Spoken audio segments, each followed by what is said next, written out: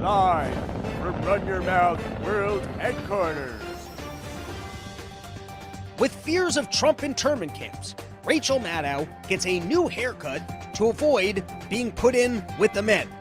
After winning the Nathan's hot dog contest for over a decade, Joey Chestnut has signed with Impossible Foods, stating that it's time to step up his game and start eating something far more disgusting and cancerous than a regular hot dog.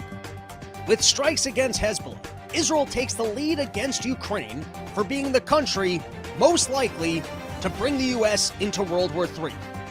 Here's a slow zoom in on John Kirby saying nothing of value. We're in receipt of this reply that Hamas delivered to Qatar and to Egypt, and we are evaluating it right now. He declined to offer further comment.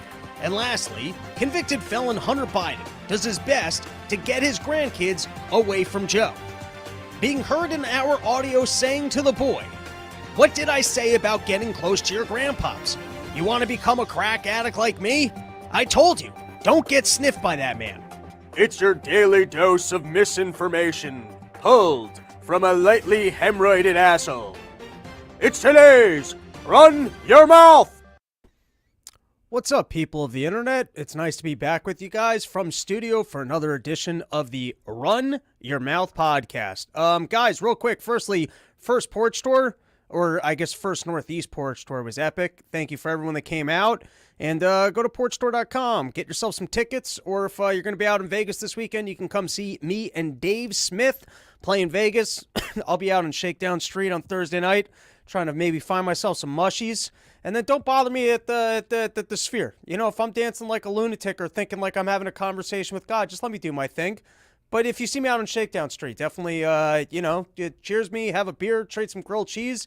Anyways, firstly, just right off the bat, after many concerned emails, I want to let the fans of the Run Your Mouth podcast know that I took a day off to deal with just like apartment stuff. That's why we took Monday off. And by the way, we've got a double episode because I worked my ass off on Saturday and I did a live podcast from the ICarus Comedy Festival, and we're going to do that on the second half for this episode because I don't know that I got the best video or sound quality, which shouldn't be a shocker to you guys, but Thaddeus Russell did have some great things to say. So second half of this episode, we've got a whole nother live podcast. But anyways, you know, I got a lot of concerned emails from the fans talking about my little light bulb situation, and then I electrocuted myself, much worse the second time, and it wasn't in the middle of the night. It was just in the middle of the day when I was taking a piss. The only good thing was that, like, my hand was stuck closed, and I was like, I can still jerk off with that. So, you know, I was like, this is not one of those moments where I have to change everything about my life, because this, I could have made do with this. I could have been okay, but I was like, we got to take a day off and solve this. So I went through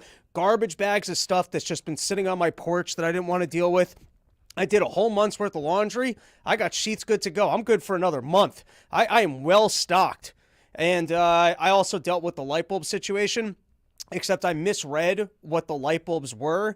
And so I put in these 100-watt light bulbs, and my apartment is disgusting.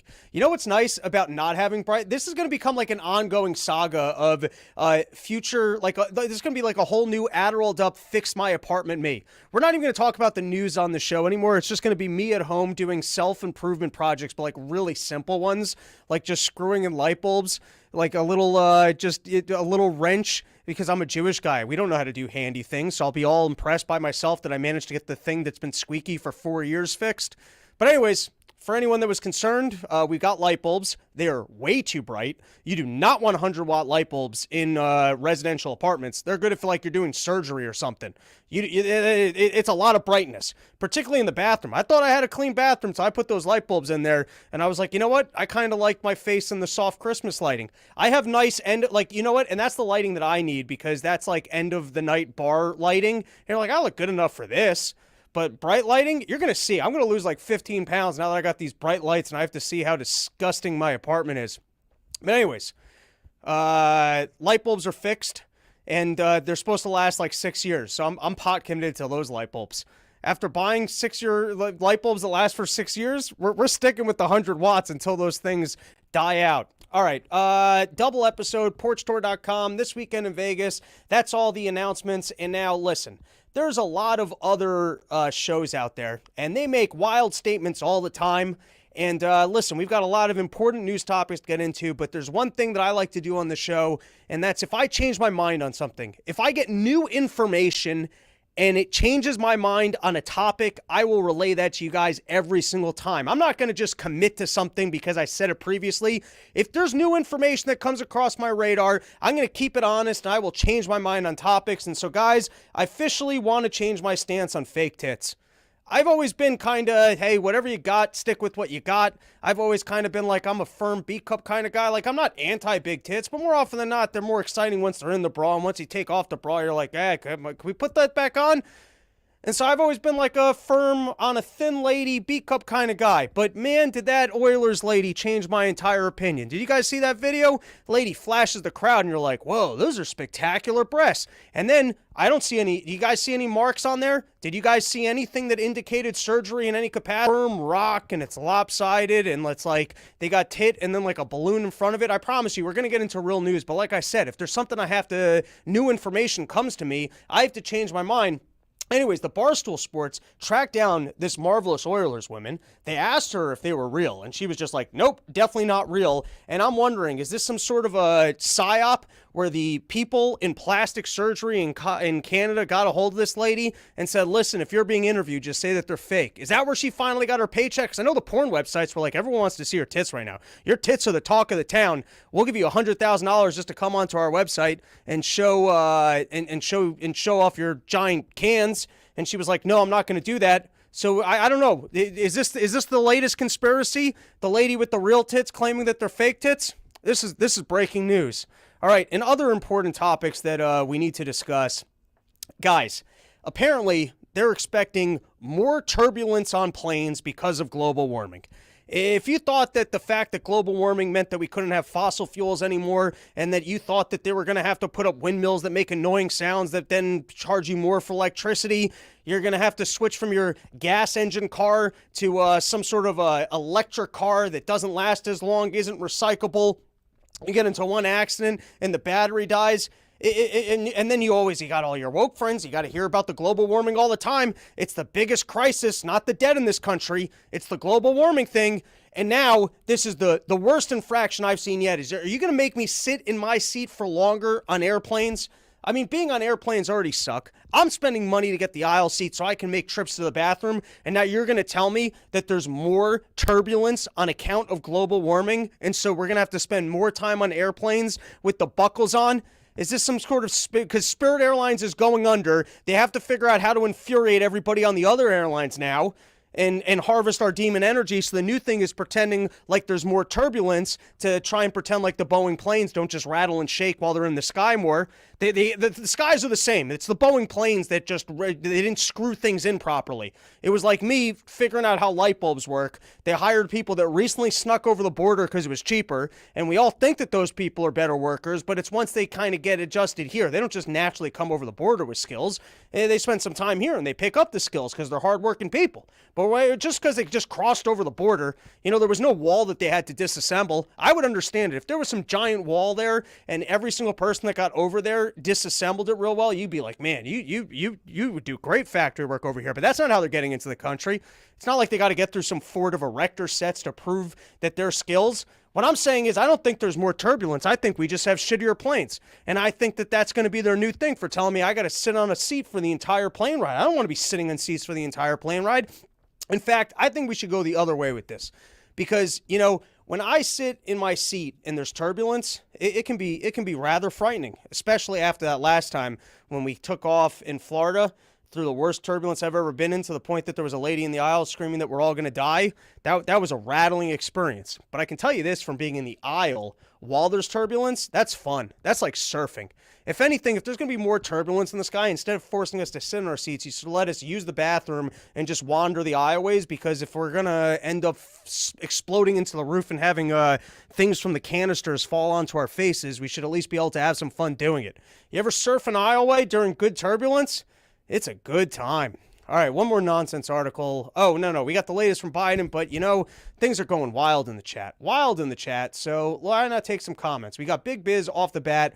Robbie, just buy a jet. I love that you think that the Run Your Mouth enterprise has buy a jet money. Who knows? Maybe we got Sheath coming on later. Hopefully, my pathway to a jet is that you guys buy so much Sheath using promo code RYM that Bobby the Bank just invites me on his jet, and then he works out his schedule for the things, work activities around my tour dates. That would be nice. Dave gives a good shake, LOL. I guess that's a good handshake. You got to shake Dave's hand, and he's got a good firm grip. I'm just going to assume that's what you're saying. Alan Thickdick. I love when you have an intro. Always fucking hilarious, bro. Thank you for the nice words. They take quite a bit of time to put together, and so I appreciate you saying that. Big Biz, put a bounce house in that plane. That would be a good time. 2 more comments. We're getting back into the episode. Papa Rubes. The turbulence will make the lefty atheists turn into a religious people. LOL. That is facts. The best bit on that, by the way, is Patrice O'Neill has an incredible bit. I'm just going to give you guys the premise. I can't do Patrice O'Neill's bit justice. It was either on Mr. P or he had this other album that he put out after he passed that I think was put together on his behalf. But he's got a joke about that, when you get onto a plane, you'll help an old lady. You see some little old lady and you'll help her out because you try and get your points in with God. But then once the plane lands, you're like, you're on your own, you old bitch. Fiat Food. Hey, Robbie, what's up, Fiat Food? I was just listening to Thomas Massey talk about farm life. I was like, I gotta step up my farm game. I started eating. I stepped up the quality of egg I'm eating from the supermarket, and let me tell you, it makes a difference. I can't go back to those less orange yolked eggs. I got to learn more about having my own chickens. Now they're talking about putting mRNAs up in the cows, and you're like, what am I going to eat? Wait, I already don't eat dairy, and then I was trying to do pea protein shit, and that was fucking me up. Now I'm down to, eggs and trying to eat more steak, and you start putting the mRNAs in the thing. They're forcing us all to become farmers. That's not what I wanted to do. I want to read the news and yell about it and have other people farm and ship things, directly to my supermarket that's not poisoned. All right, K-Key. I haven't been on a plane in my adult life. I don't know. You're not mixed out on that much. Is you doing maintenance going to be like Dave or Michael Malice learning how to drive? New York Jewish guys learning to do basic things. Yes, that's essentially what it is. All right. Let's take a look at the latest from Biden. First one, this was making the rounds. He's out. It's on Juneteenth. He looks a little bit lost. And on this one, I got to come to his defense, which is just, this is being around people that know how to dance. You ever go I haven't been to a club since college. But this is what happens. You're around people, and they know how to dance. And you're like, I don't know, what am I supposed to do? Am I supposed to clap? That person looks like they're clapping. That guy looks like he's moving it. Am I supposed to shake my butt? I don't know what I'm supposed to do here. And then you're just stuck. And sadly, when you're him, when you have these moments, the cameras are always turned on. Like, look, Kamala Harris' husband, he's just as lost. He doesn't know how to handle this situation. And people are wondering what Biden is going to do to get through this campaign season, to get through the debates. And finally, we see them unveiling their newest strategy for how to sell Joe Biden to the American people. And the last video didn't have sound in my cans. Let me know if we have sound on this. But here is the latest Biden strategy to get him through the campaigns. Let's give it a listen. These black soldiers were a link in the distinguished line of patriots, enslaved and free, who risked their lives in every war since the founding of our ideals, and we don't know fully what American soil is. Equality and freedom. I think the new thing is just commit to not making sense. If you've got a bad policy for the border, you got a bad policy for green energy, you don't want to walk back the Ukraine war without escalating the thing towards nuclear war, you want to pretend like you don't support Israel while you continue to send them weapons to use on civilians, you're left with one thing and one thing only, which is just mumble and pretend like you know that you're not. It's like sometimes as when you're hosting a comedy show, you forget the guy's name. And so, I don't know, let's say the guy's name is Daryl Schwartz, but you can't remember that. So you go, next coming to the stage, you got Daryl Schwartz, and you just yell something. And then you clap to try and pretend like you said the guy's name correctly. And then you just smile at him, pretend like you didn't botch his name. Go watch any showcase show. You'll see it happen at some point in the show where the guy just yells the second part of the name because he has no idea what it is. It happens all the time. And I liked it. This is Biden's newest strategy. He knows that he has policies that he can't run on. And so he's like, just commit to just mumbling it and don't make sense. Just own it. As long as you own it. It's like having a bald head, right? You try and walk around and you've got You're trying to comb it over, you're trying to slick it back, you're trying to gel it in this direction, and then you just own it. Everyone goes, all right, you're a bald guy. So in this case, if you just got to own it. You don't even attempt to make sense anymore. You just go for it, and you just understand, listen, I can't even read that teleprompter, and so you don't even try, and you just mumble it. And that's where we're at. All right, what do we got next? These black soldiers. Oh, yeah. So this is going to come up in the second half of the show once again. Like I said, it's a double episode out of order. You know, if you guys have so much OCD that you want to appreciate the Run Your Mouth podcast in canon in the specific order that it was recorded, you can just wait till the episode's no longer live, watch the second half, and then come back. But anyways, Danny Polishchuk, to his credit, he was the first person I heard say it, that the Democrats were going to be out there. They're going to throw Hunter Biden under the bus. They're going to get that guy a sentence. He'll probably never be in jail or go to the nicest jail that exists, and then they get to go, look, yeah, we got the most noble of any government, and our judicial system is perfect because nobody's above the law. And you know what the proof that nobody is above the law? It's the fact that Trump and every single one of his friends is being found in trouble. The fact that Trump and all of his allies are in trouble is just showcasing the fact. And by the way, it's not that we've got a corrupt judicial system that will just go after the outsiders. If you put together a winning coalition of people that are not a part of the deep state, it's not that we'll go after these people for things that we've never gone after people for. It's that we have the most noble judicial system that's ever been, and the proof of it is the fact that Joe Biden even allowed them to go after Hunter Biden. We've never had a president's son ever be in trouble, ever possibly be facing jail time, and this is proof of the fact that we don't have a corrupt court system.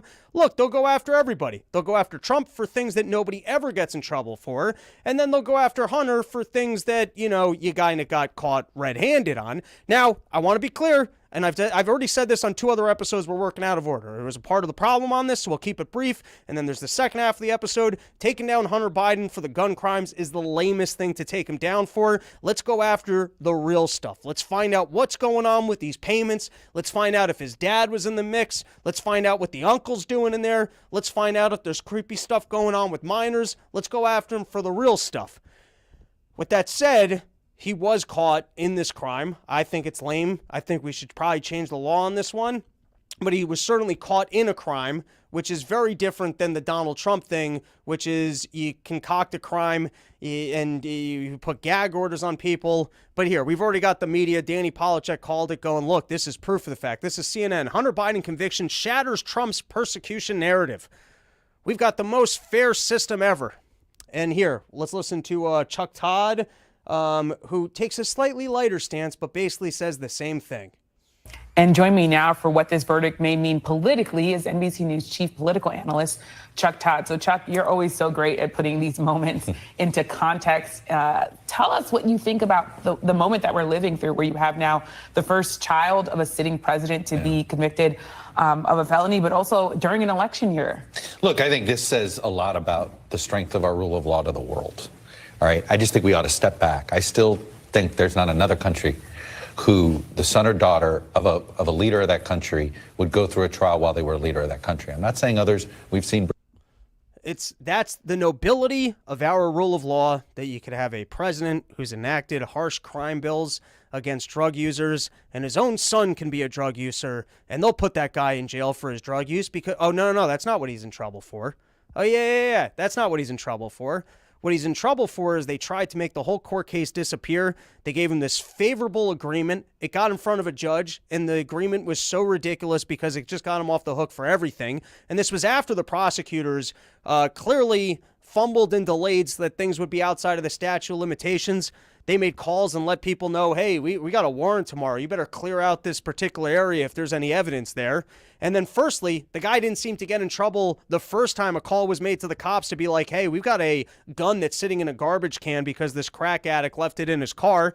So at no point in time, but no, this is proof of the fact of how valid our judicial system is, that after a plea deal was thrown out by a judge because it made no sense that he would be off the hook for other crimes, and when it was very clear because of a laptop that the guy signed on a drug form while he owned a gun, because we have pictures of him holding the gun and because he threw it in the garbage. And once again, it's a lame thing to go down for, but he clearly committed the crime. But this is proof. The fact that he's going down for this crime that has no connection to Joe Biden and, didn't seem to get investigated for any of these other things, that's proof of the fact that we have the most noble of judicial systems. And that's why when Donald Trump gets in trouble too, it's because of the nobility of our judicial system. Let's continue.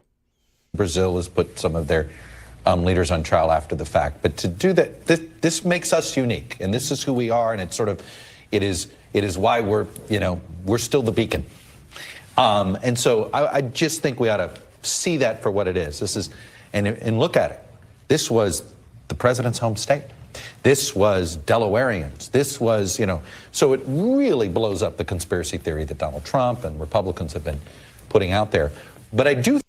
When Donald Trump was tried for something that in the history of things that presidents could be tried for, hush money payments couldn't be the most important. And then he's not actually even prosecuted for the specific crime of hush money payments because that's not a crime. It was that the jury didn't have to decide on what the other crime was. We don't have to repeat what we've done on the last 4 episodes. But this incident with Hunter Biden is proof of the fact that there is no corruption in our judicial system and who they choose to go after. Credit to the comments here asking, when did Lizzo get a show on MSNBC? And also wondering if maybe she ate the old host. Appreciate the comments. All right. What do we got next, producer man? I think we've got more on this topic. This is not that exciting. Let's go to the next one. All right, guys, I've got some random things to be afraid of. Sometimes you hear about things like global warming. You hear about the Boeing stuff. You hear about people coming over the border, which is actually on this list. And sometimes you got things that are really frightening that don't necessarily come into the purview of things that we should be afraid of. And so I've got exclusive coverage of the things that you should actually be afraid of.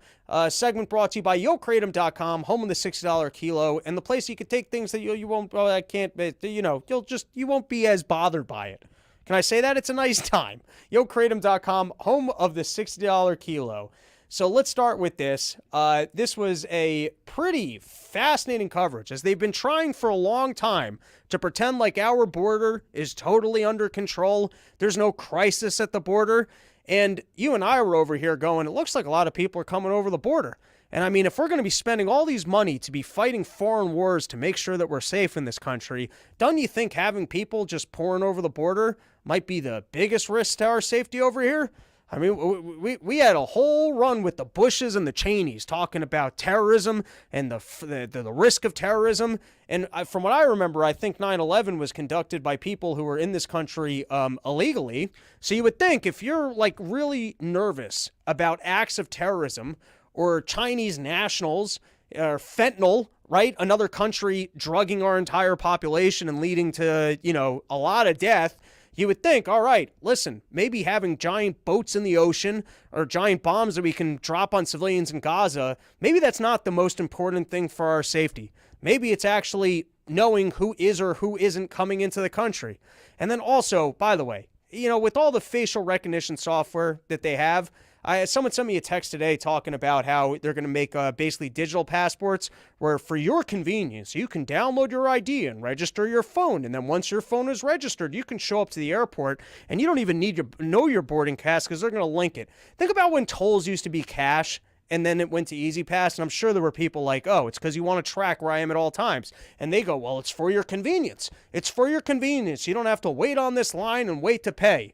Well, if that was the case, shouldn't I just be able to prepay for a tag and then I can drive anywhere? Why does it have to be linked to my specific license plate?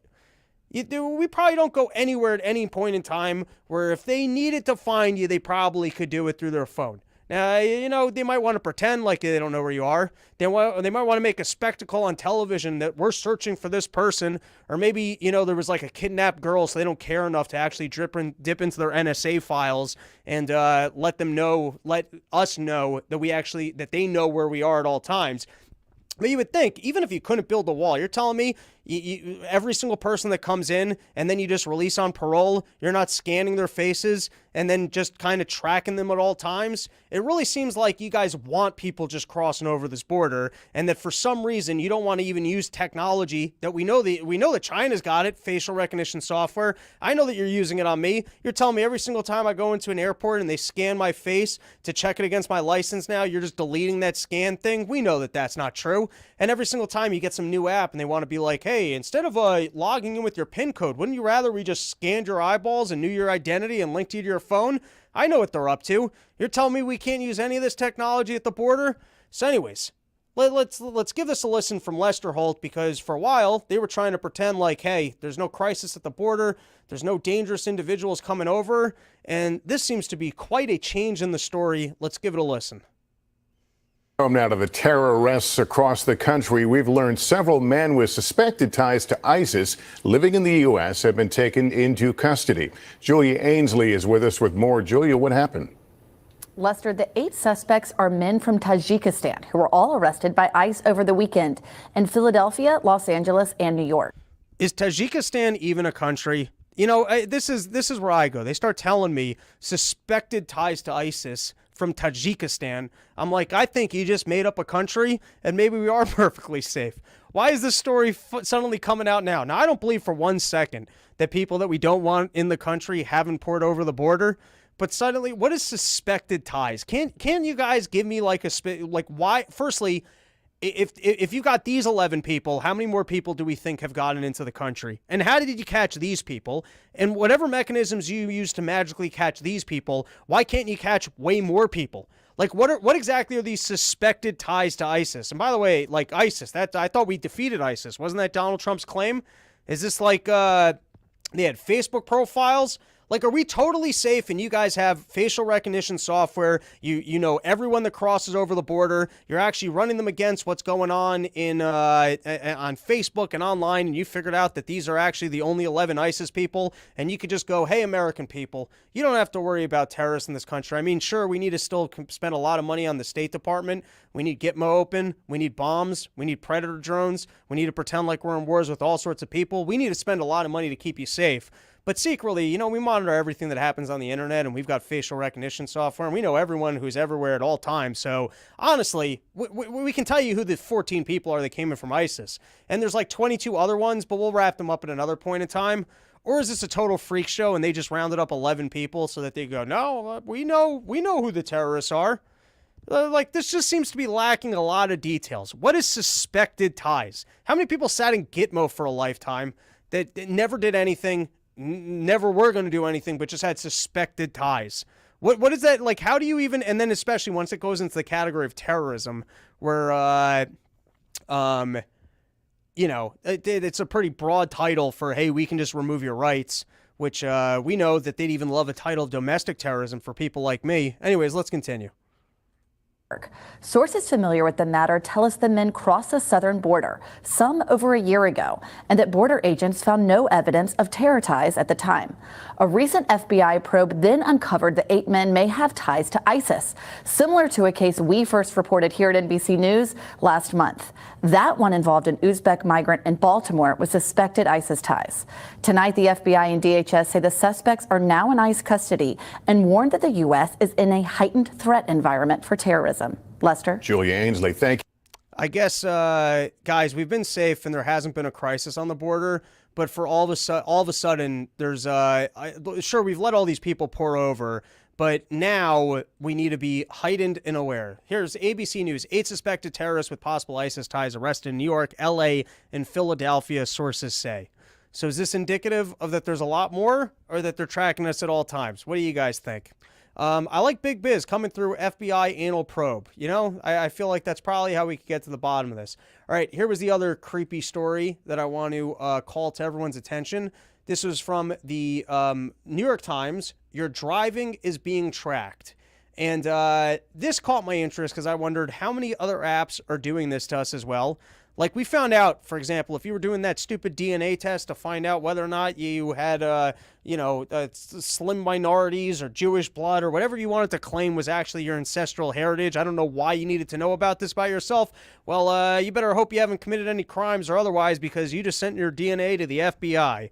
Or we know that AT&T, they sell data to the CIA.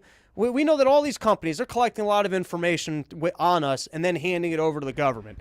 Okay, so now here, this one kind of creeped me out, and I was just wondering what kind of stuff have I just pressed OK to on my phone, or when interfacing with some other company, I was just like, yep, that's my data from my phone. Here we go. And I guess the big one would be dating apps. You can get a lot of information about a guy from dating apps. Here we go. You know you have a credit score. Did you know you might also have a driving score? Driving scores are based on how often you slam on the brakes, speed, look at your phone, or drive late at night. That is my entire life. I drive home from the city at 12. I am constantly speeding, slamming on my brakes, all doing that while looking at my phone. So this is you're describing me in the evening hours. Information that likely without you knowing can be collected by your car or by apps on your smartphone. The data is sold to brokers who work with auto insurers. All right, let's skip ahead. How it happens. The smartphone apps collecting driver data might not be obvious at first glance. One, Life 360 is popular with parents who want to keep track of their families. My Radar offers weather forecasts. Gas Buddy can help you find cheap fuel on a road trip. I don't use any of these apps, but I could see how you're like, oh, Gas Buddy, that sounds like fun. See where the cheapest gas station is? And then what do you know? You clicked on something that lets you track where you're driving at all times. And by the way, Google, when I used to have an iPhone, I remember you'd look at the iPhone and it would go, you're about to travel to this location. Here would be a better route and a better time to go. And you're like, you know what? This is very helpful information. I wish you didn't know this about me. Like, I'm creeped out that you know this about me, but thank you. That is helpful information.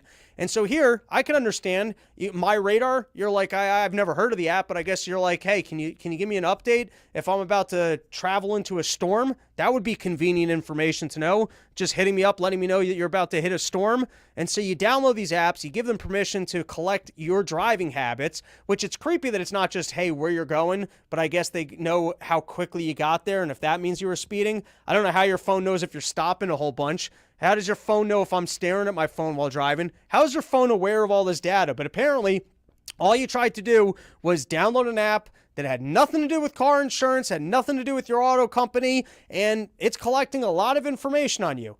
And then, here's what ends up happening. This is later in the article. Reedy says the insurers ultimately need consent to link a person's driving data to their auto insurance rate.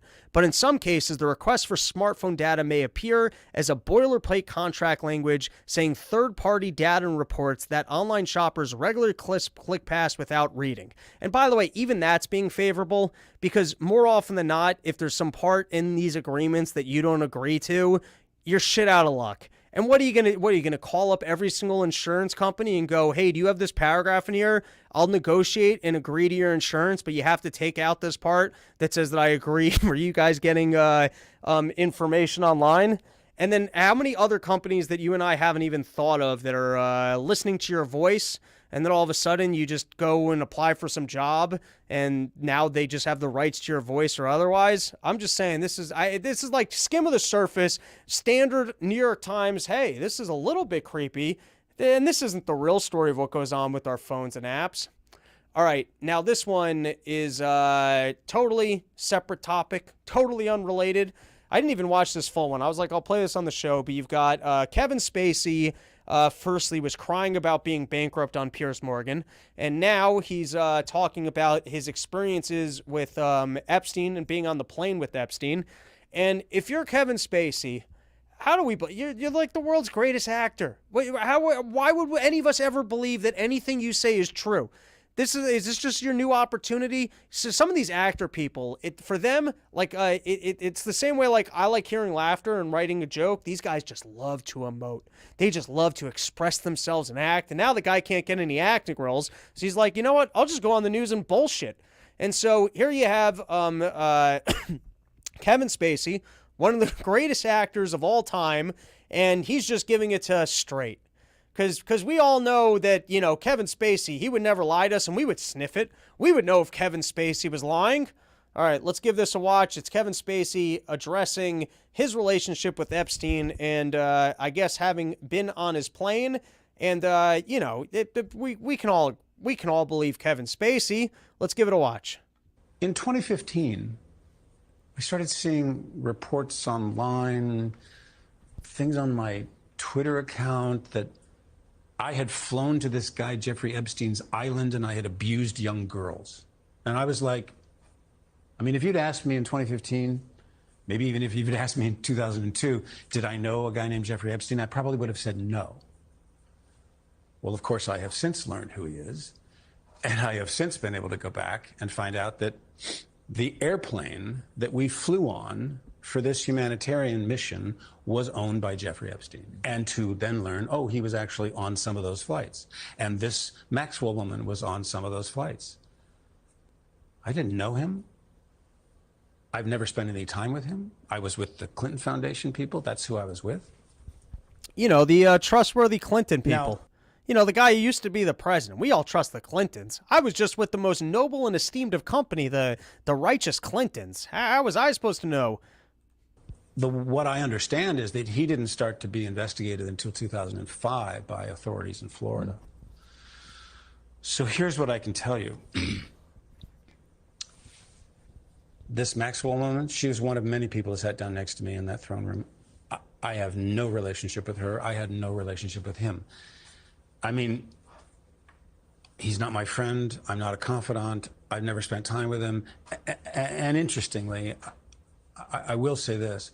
I was very fortunate that President Clinton introduced me a lot of business leaders in London because he knew I was coming to the Old Vic.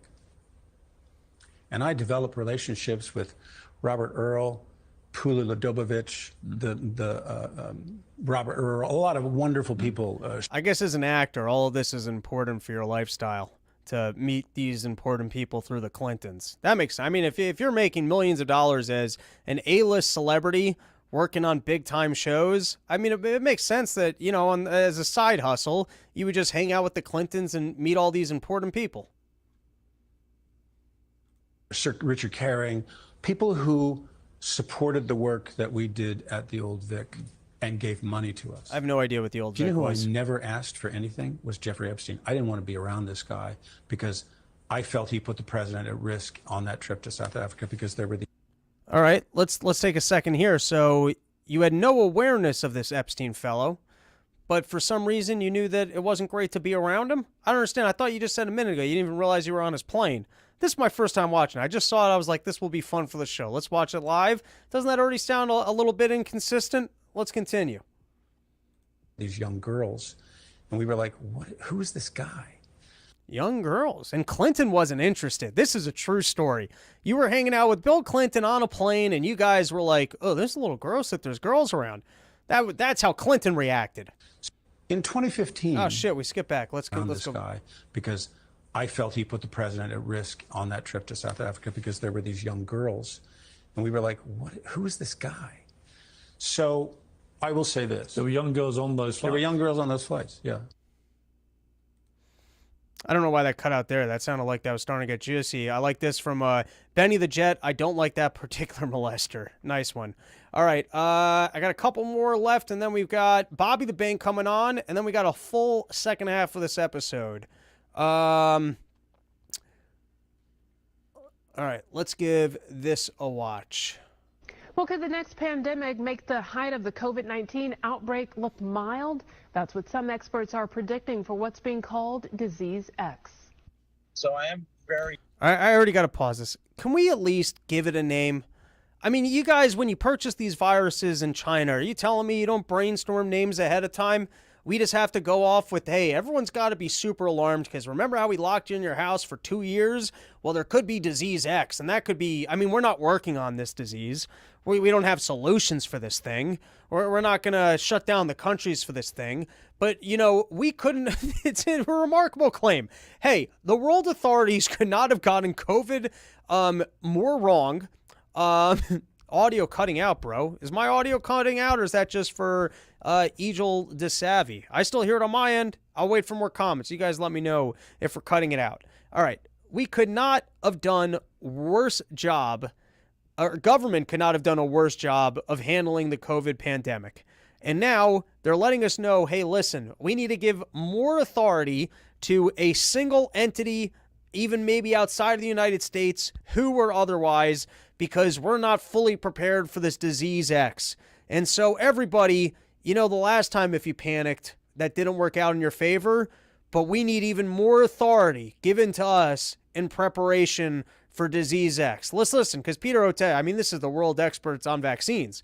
If there's anything we've learned from the COVID run, it's just how credible this individual is, who's had glamorous debates against other experts in the field to defend his position on vaccines. Let's listen. Very worried that we just don't, we as a nation, we haven't made that commitment to really fully protect the American people. We caught up with internationally recognized Dean of the National School of Tropical Medicine at Baylor and co-director of the Texas Children's Hospital Center for Vaccine Development, Dr. Peter Hotez, who's traveling to get his take on the topic. We have a likelihood that new pandemic threats, that people call them disease X, are going to be rising on a regular basis. And Dr. Hotez says disease X. I guess it's global warming. As the world becomes, I think, you know what? I won't say more sanitary, but I would think we're more prepared for diseases than at any other point in time in human history. But for some reason, epidemics are going to be. We're not in labs creating this stuff, but for some reason, pandemics are going to be on the rise, everybody, and that's why we have to cede more authority to some individuals to rule over us, even though they got the last one wrong. The next pandemic could hit hard whenever it arrives. Why do you think some experts are predicting the next pandemic will make COVID-19 look like a walk in the park? I've written about this as well. I wrote for the Houston Chronicle a couple of months back that COVID-19 is just the warm-up act. The next pandemic may not be as severe, but it could be much more severe. After years. Give us more authority because something even worse can happen. And now here, just to see the entire racket, they're finally questioning Cuomo about his decision to put old people into nursing homes while they had COVID. And did they juice the numbers? Was it that they were looking to shut down a country and get everyone to panic about death rates? They knew that their models from the guy out in London who had gotten what did he get wrong? Do you guys remember this? You'd have to go watch the first end of your recap. But you had the scientist whose name I can't remember right now because I keep thinking Peter Daszak, and it wasn't Peter Daszak. But you had this guy, he's had like 4 death models that were wrong. He's the one that made us panic over monkeypox. Not monkeypox. You know what? I'm stuttering at this point. Let's just listen to the video. Instead of a mandate. Mandating is something different. We followed the federal guidance. So they did That's all you're going to hear from everybody. It was that guy. I was following that guy. It was a mandate from this person. I didn't make these decisions. Sure, I got an Emmy being on the news every night telling you guys that I was making the tough decisions, but these weren't my decisions. I heard it from Fauci, who heard it from the CDC, who just heard it from this guy. Mandates. We would never mandate. We would never force. Anyways, hopefully there'll be a actual public testimony that I'll have to give. And in terms of just everything being walked back from the COVID era, I did not read the entire thing because it was 30 pages. And, I'm already spending too much time reading. I've got light bulbs I have to fix. I got to stop electrocuting myself. I've got laundry. But this was out in California, the Ninth Circuit. This is an interesting case. We'll see where this goes. I don't know why it's first taking place now, but I was screaming for a while, hey, why are we calling this a vaccine? This seems like marketing to be calling this a vaccine. I'm talking about COVID, of course. And it was because they wanted to make you seem like a lunatic if you were anti-vaccines, because then you would have to go, no, you have to have a nuanced opinion here. I'm not saying I'm anti-all vaccines. I'm saying the new thing shouldn't even be called a vaccine. And then everyone be like, you're some conspiracy theorist nut who's anti-vaccine. No, I'm not anti-vaccine, but that's the way they do it People, they're very binary. Vaccine, good, bad, it's conspiracy. So they very purposely tried to say, hey, this thing's a vaccine, because if they did that, then all of a sudden you're just a spooky anti-vaccine conspiracy theorist. And by the way, how many of us ended up coming out of COVID being like, hey, what's the deal with all this other stuff? Even though I haven't done my homework on that yet. Hopefully one day maybe I'll have kids, and then, you got to bring them to Dr. Krim and have them on a farm so that they don't get all vaccinated up. Anyways, on that note, ADD at this point. Friday, we're going to be doing an episode with Dr. Krim. We're going to talk about all the new stuff that's going on. We're going to find out how bad this avian flu is. We're going to find out about leaky gut syndrome from Ozempic. We're going to find out if Oprah's dying because she took Ozempic. We're going to get into all this stuff. In the future, I might even start doing call-in shows with Dr. Krim. You can come online. You can show us your wiener. He'll let you know if you've got STD problems, but only if you're wearing sheath. The only way that you can get free STD checks you can't do that because it's live on YouTube, so that's ridiculous. But if you got specific questions for Dr. Kim, send me an email, robsnewsroom@gmail.com. Bobby the Bank, I see that you're there. I'll bring you on in 1 second. I want to just, we'll get through this because I've already started it. But the Supreme Court, the Ninth Circuit in California said that the ruling that previously existed for forced vaccinations were so that you wouldn't get infected and spread something. And that was the case of, I believe, Jacobson.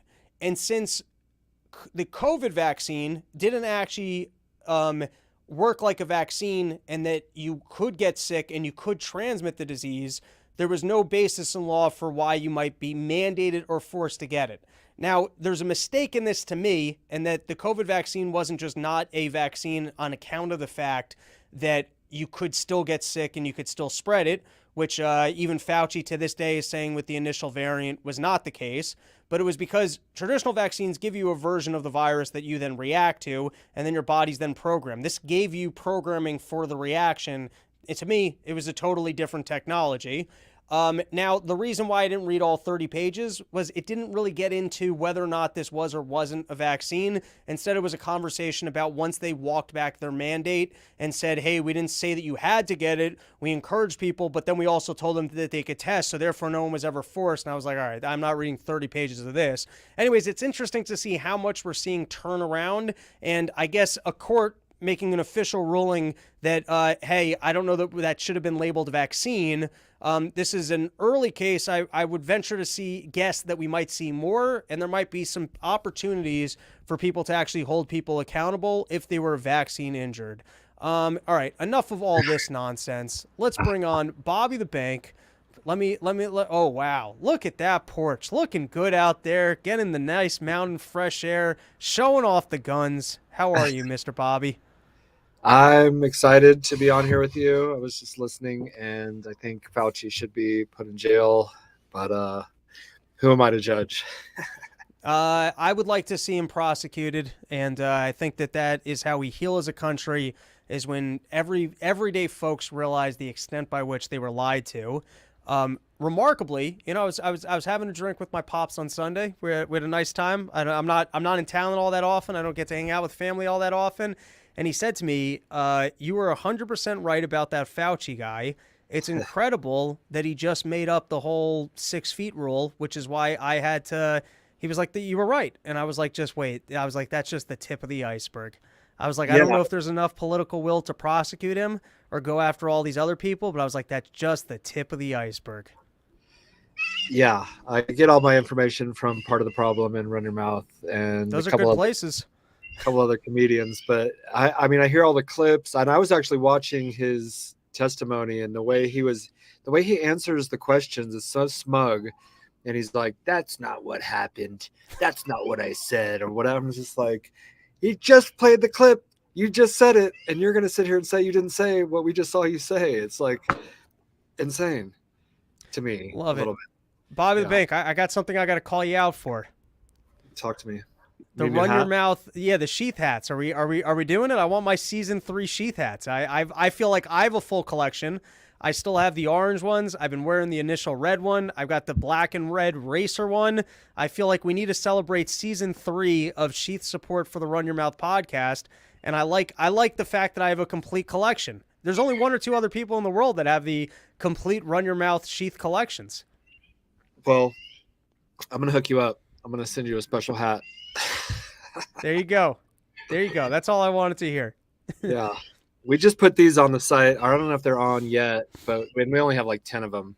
We'll see if they go. We just added some rash guards because we're in the whole jiu-jitsu MMA space. Yeah.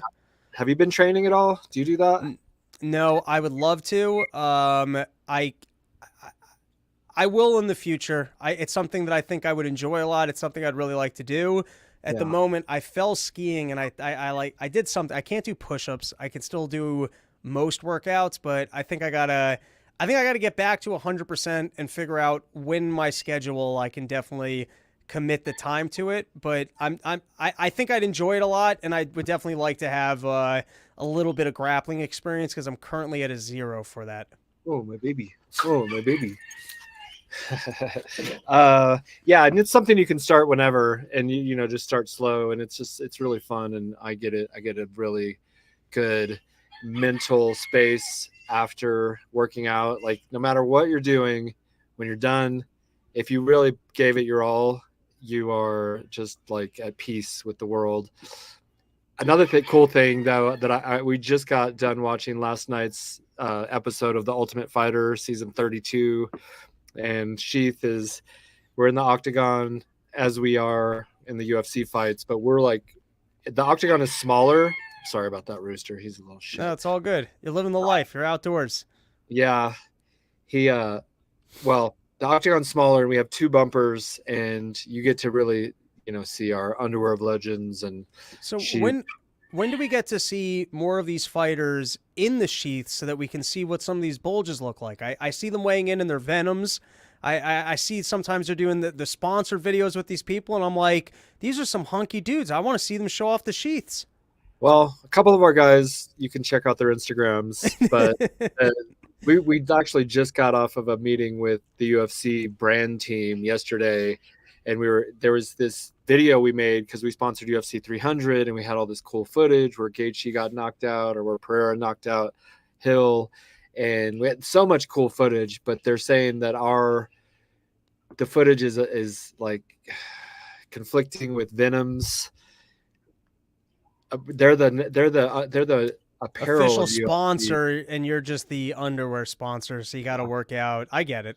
You got details you got to work out.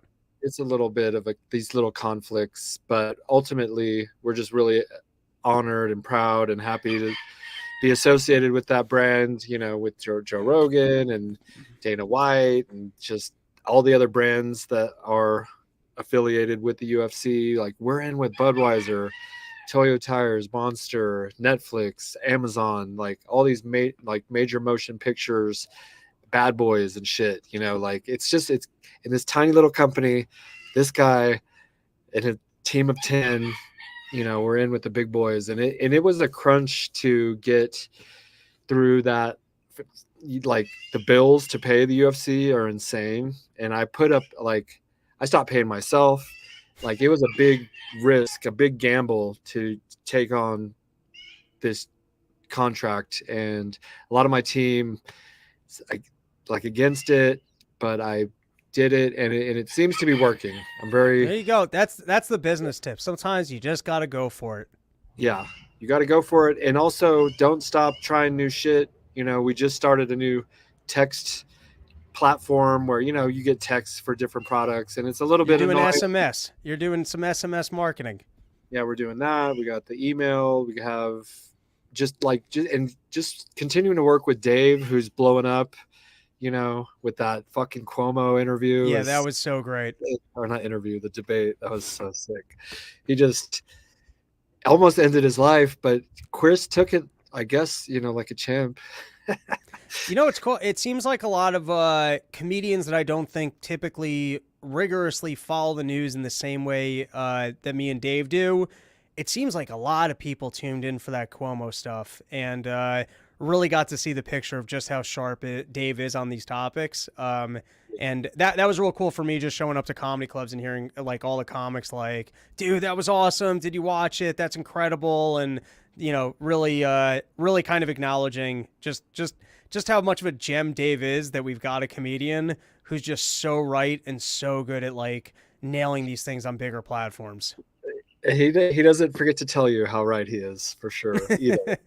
But he inspires me to smoke less weed, because he's sharp with all these facts, and I get too high sometimes, and I'm like, I forget the details. And I had this lady we were at a Pride festival a couple weekends ago, our parade, and don't ask me why. My wife wanted me to go, and I'm cool with Pride and everything, but it was a little bit whatever. It doesn't matter. But did you go in your sheaths at least?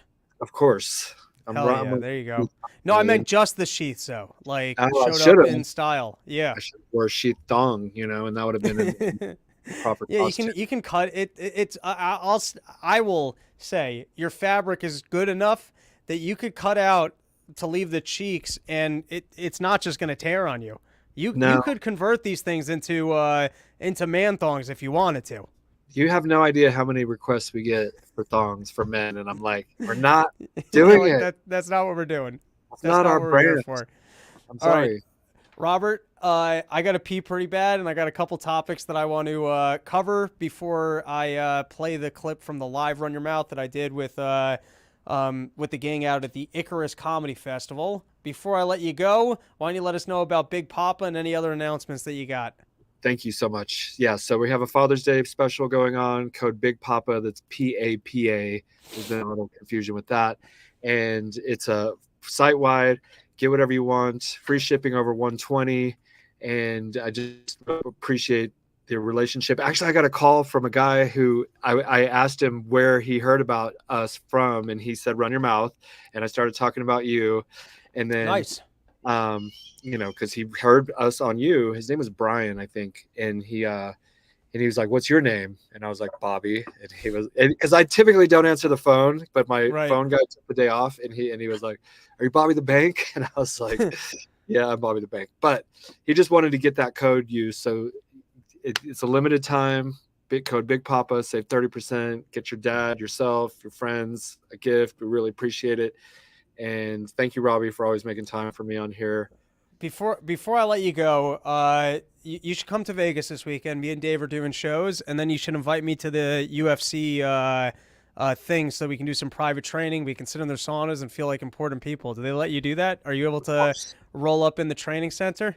Yeah, I'll get my plane fueled up, and I'll meet you there. There you go. Come party. Come. I'm gonna go to the Sphere on Thursday night. If I get my hands on some mushrooms, I'm gonna go light. I always got work the next morning, so I'm gonna go light. I don't need to be freaking out in the Sphere. And then I got shows with Dave Smith Friday, Saturday. You come down to Vegas, Bobby the Bank. Okay, I'll see you there. If you're for real, I'm for real. I'm back on Fremont Street, which I happen to hate, but what was that? It's a little dirty. I got dosed the other day where I thought I was taking a 1/4 gram. Okay. But I ended up taking 2 grams, which isn't too much, but still a little bit iffy. And it was pretty cool though, actually. There you go. Good times. And if not, hopefully I'll be in Colorado soon. I keep working out the legs. So, you might be rolling, but I'm going to beat you up the incline. Oh shit. We'll see. Yeah, maybe we'll put it up for the fans. They can wager on it. All right, Bobby, pleasure to have you on. Thank you for joining us. Thank you, everyone. Run your mouth. There you go. Let's go. Big Papa. Everyone, go stock up.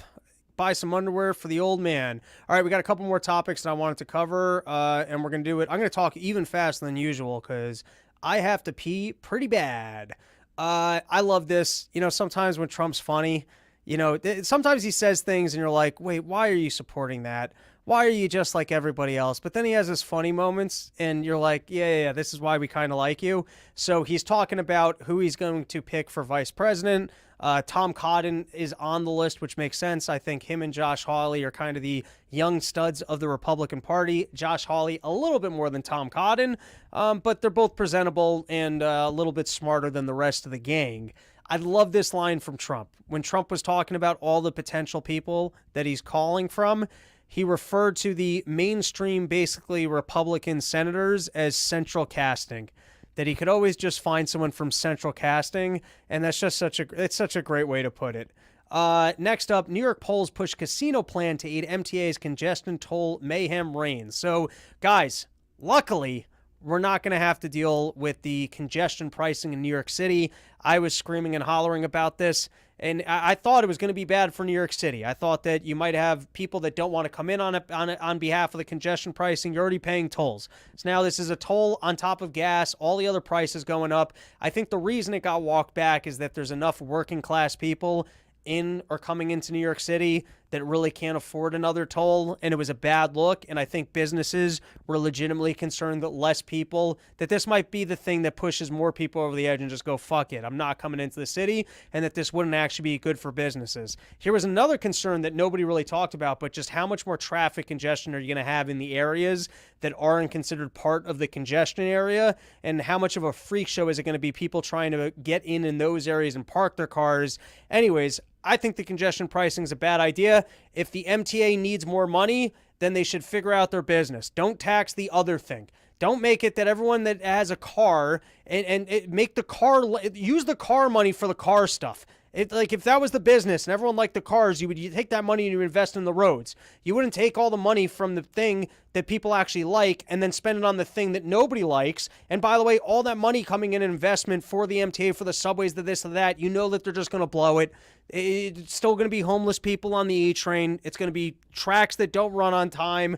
It's going to be pension plans that they need to rework anyways. We all know that it's just a sinking pit, but talk about just the end of a society is the second. So they don't pass that because they realize, okay, this is not favorable and this is not a good look. People don't want the congestion pricing. And by the way, the congestion pricing, it probably like they're trying to pretend like, oh, we're just going to get money from the wealthier people that have cars.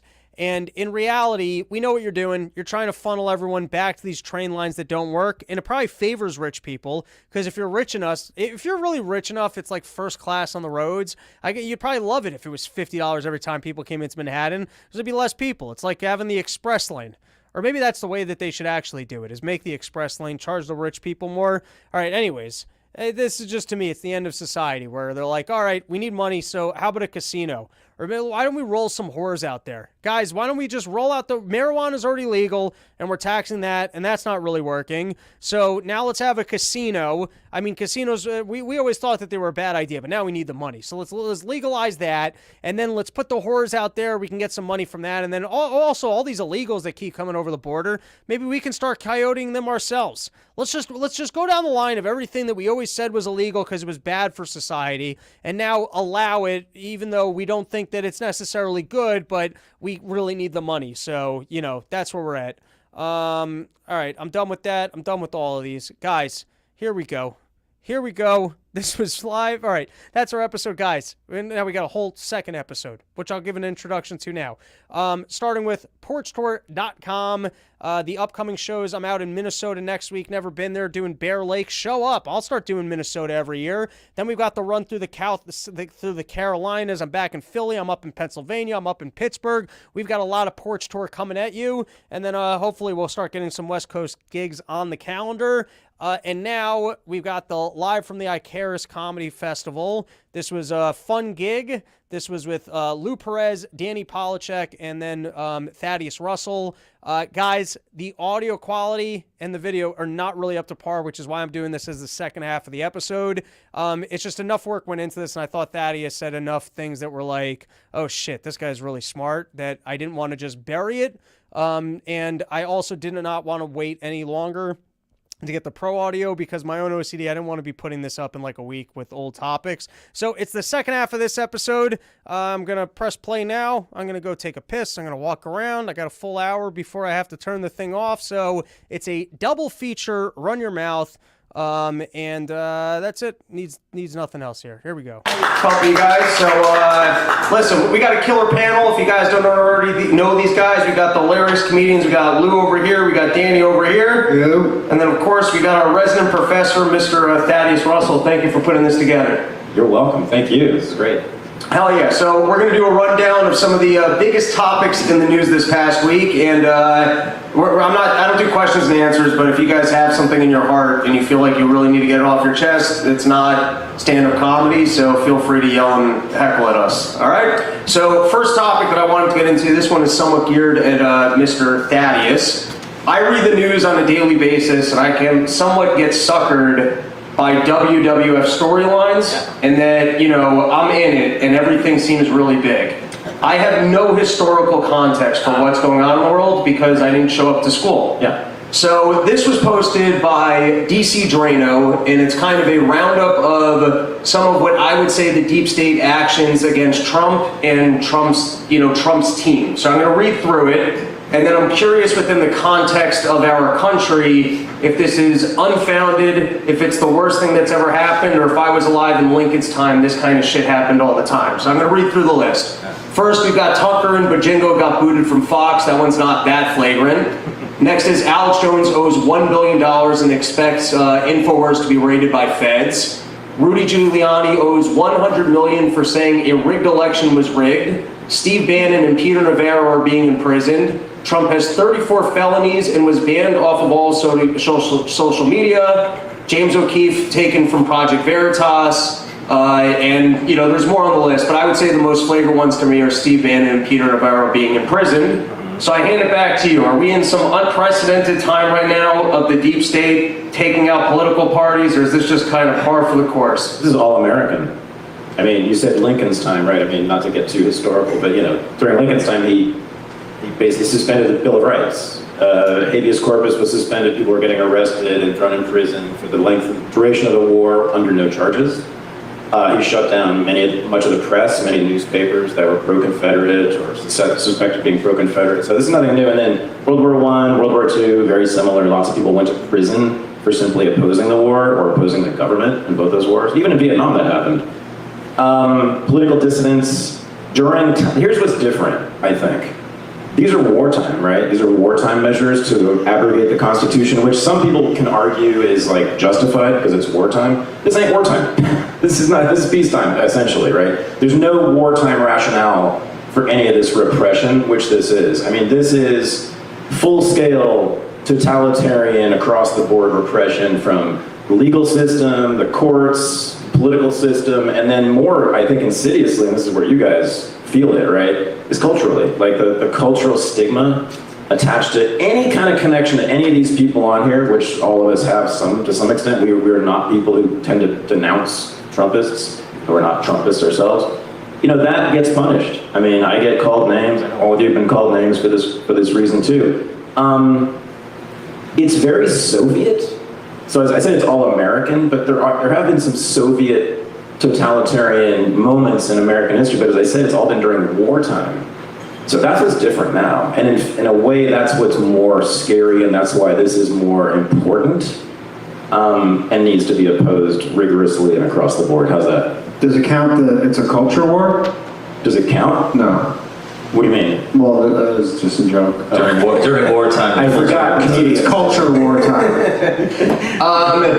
So I have to ask, because while all of these, to me, are, I hadn't thought of the distinction of it being different, wartime, not wartime. I didn't even know the examples you had mentioned of World War I, World War II. If Trump wins the election, it seems to me like most of this gets undone, and the efforts are not successful. I would assume that both Peter Navarro and Bannon get pardons. I don't know what happens to Rudy Giuliani. Alex Jones, I don't think, faces the same censorship. I don't know that particularly that legal injunction is going to get undone. But I would say like and obviously, in my opinion, it's wrong that Alex Jones got taken out. I don't think that changes the country. Yeah, I think you don't have January 6th on there. You don't have that people were rounded up and put in prison for decades. Yes, and I would imagine that if Trump gets in, a lot of those people will be seeing pardons as well. We were talking about that yesterday with somebody, and I hope so. Certainly, yeah. So I guess what I wonder then, just as a follow-up, and then we'll move on to the next topic, I don't know, do you think that we're going to have an honest election that Trump wins, or that these are indicators that, you know, they're going to ramp up what they're going to try and pull off, and that they've already kind of gone into a new normal of what wouldn't typically be tolerated, and this is just level one, and they're not going to let this kind of work get undone? Yeah, I just want to say before we go too much further, like, in case people are confused, I don't share the politics of any of these people. I would never vote for any of them. I've never voted for anybody in this country for any office, at least since 1984. That's how old I am. So this is because I'm interested in freedom and free speech.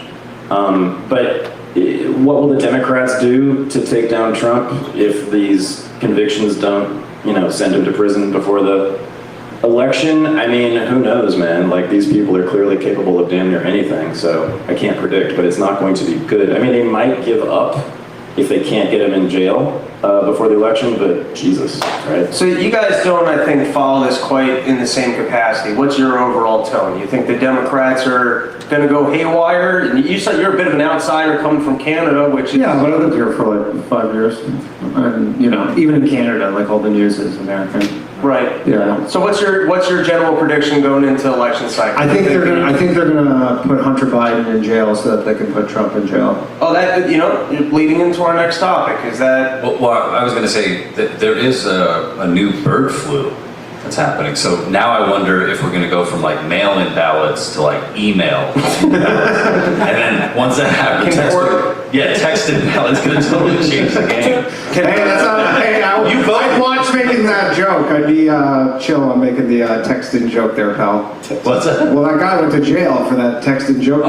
Oh, that's right. Yeah, that was. And that's like another. I do not endorse the jokes that. Can corpses text also?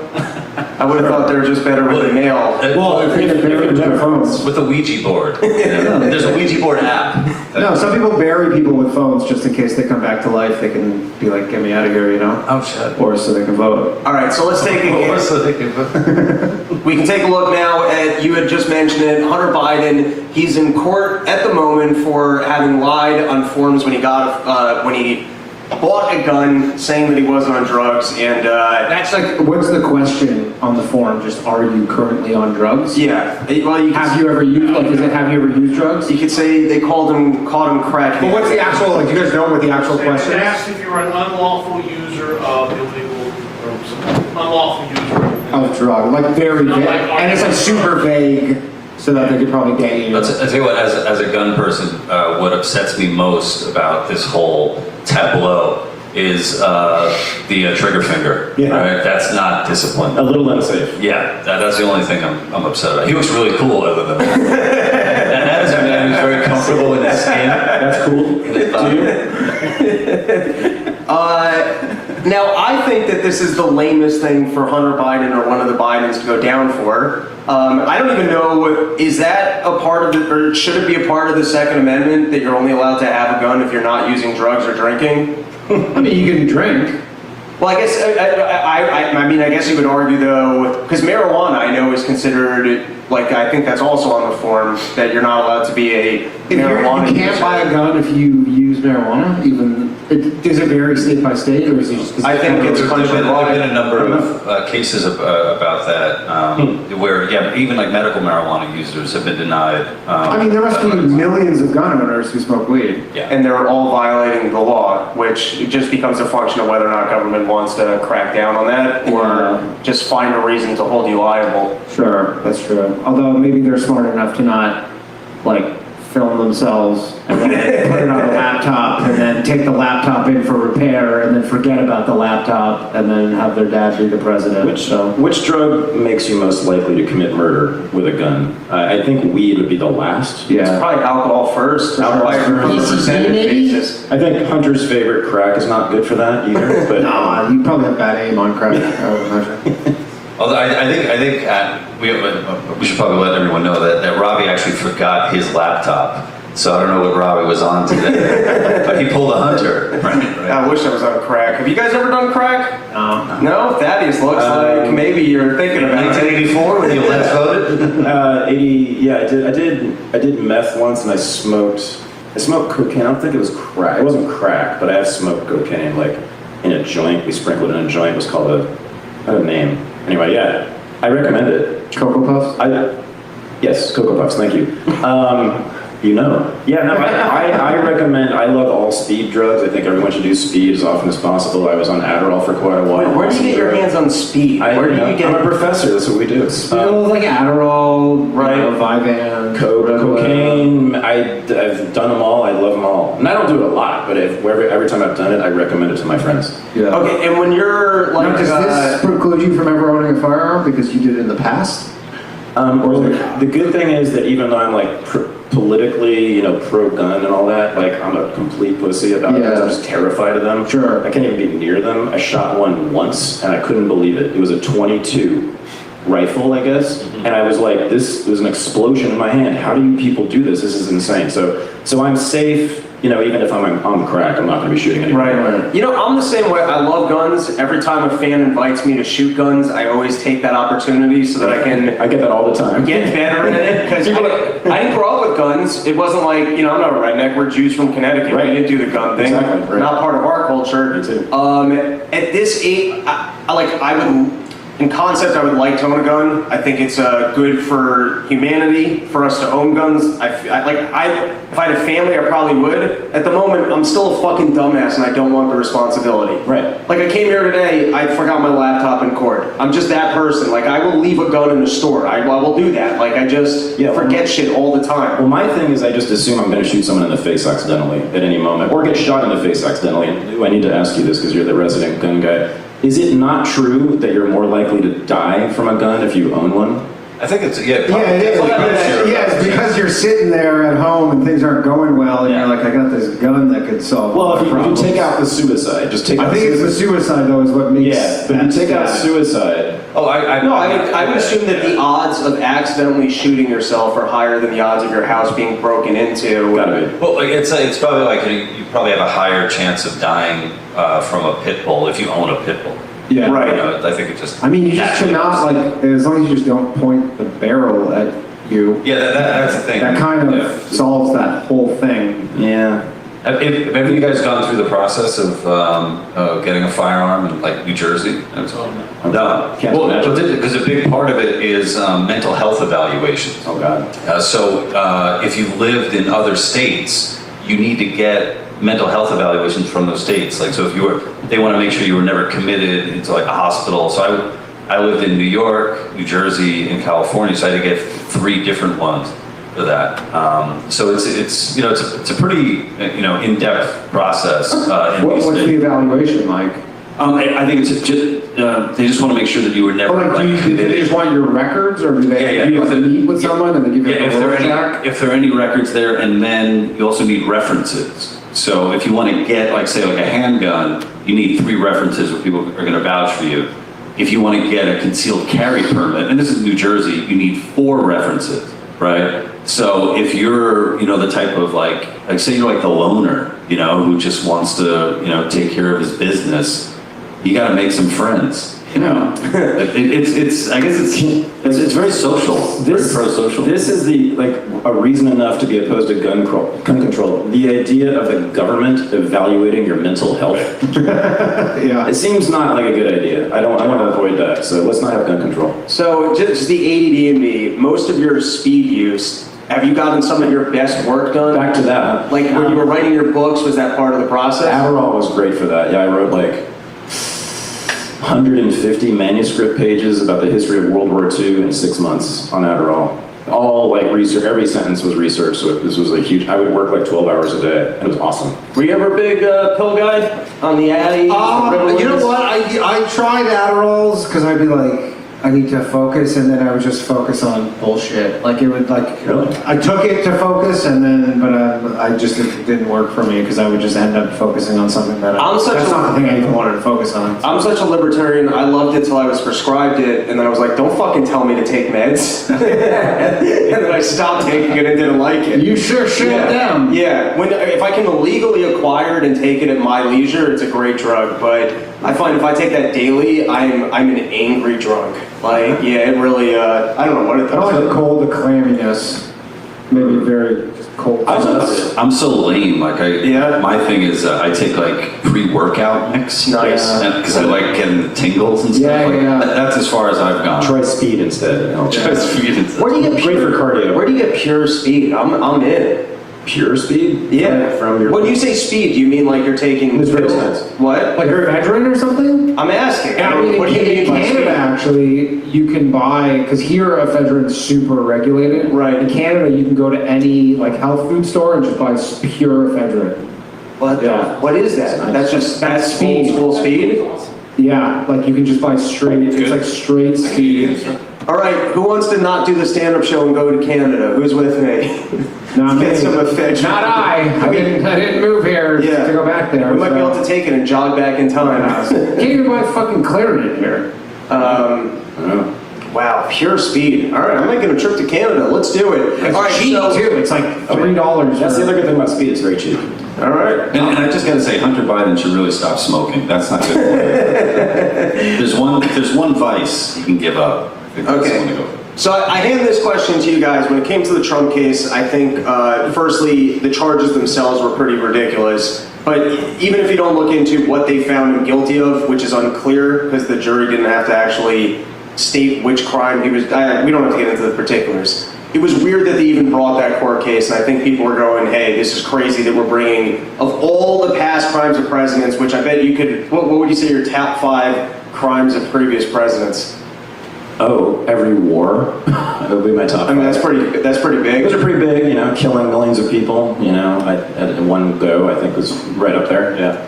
All right, so we've got Trump goes down over nonsense hush money payments. Yeah. But I look at this court case as well, and I wonder for you guys, do you think that this is like a court case that should be brought where, hey, he got caught, clearly lied in a drug form, why does he get away with this? Or in terms of prosecuting people or children of political elites, this is not really the thing that we need to be bringing to court. I'm curious what you guys think. Is it more corrupt that the case is being brought because he's in the spotlight, or would it be more corrupt to let this slide once the general public is aware of the clear crime being committed? Did all this come from the laptop? Like, is this all because of the laptop?